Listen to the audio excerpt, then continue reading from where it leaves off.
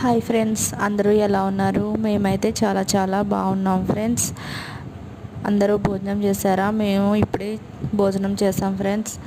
ఈరోజు లంచ్లోకి white rice, వేడివేడి tomato రసం, అలాగే ఆలు ఫ్రై చేశాను ఫ్రెండ్స్ నంచుకోవడానికి.